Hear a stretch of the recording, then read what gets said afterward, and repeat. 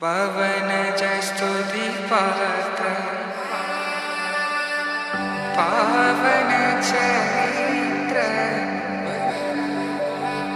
रवि सोमवर नेत्र रमणीय गात्र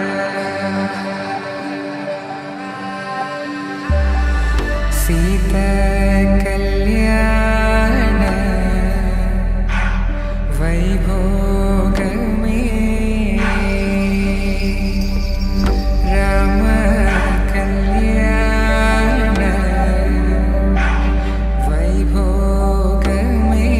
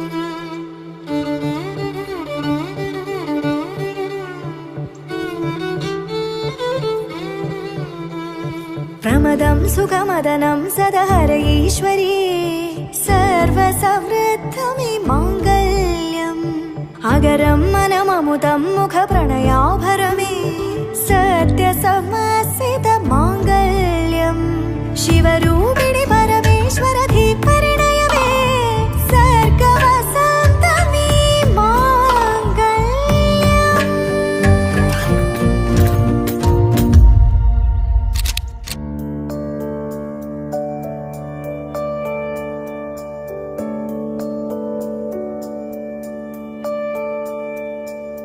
சொல்லுக்கும் தெரியாமல் சொல்லத்தான் வந்தேனே சொல்லுக்குள் அர்த்தம் போல சொல்லாமல் நின்றேனே சொல்லுக்கும் அர்த்தத்துக்கும் தூரங்கள் கிடையாது சொல்லாத காதல் எல்லாம் சொர்க்கத்தை சேராது எண்ணிக்கை தீர்ந்தாலும் முத்தங்கள் தீராது எண்ணிக்கை பார்த்தாலே முத்தங்கள் ஆகாது அனுபவமோ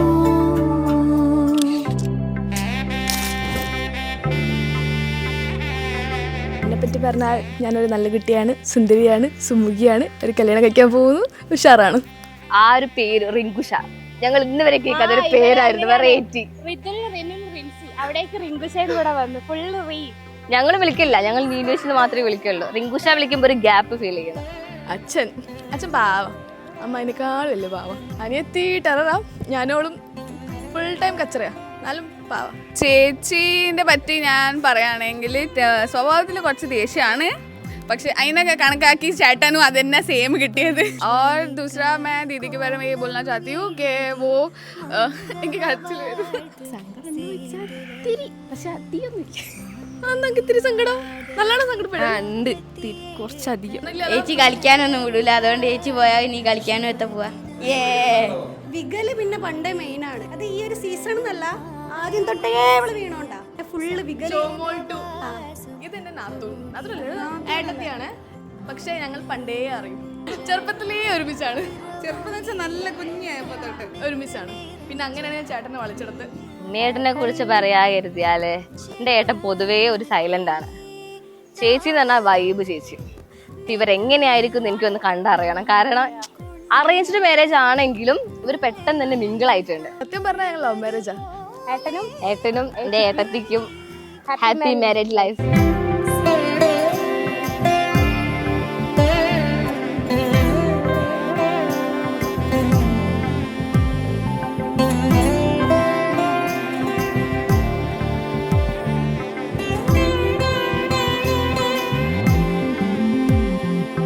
ദീപം ജ്വലിക്ക കോലം എഴുതി മംഗളവാഴ്ത്ത് சேர்ந்து வர சுமங்கலி மாதராரத்தி எடுக்க மனவரை காணும் சுபதினமே வாழை தோரணம் மாலை அசைய சந்தன வாசம் கூடி வர மாலை மஞ்சள் மந்திர ஒலியில் கண்ணுக்கு நிறைஞ்ச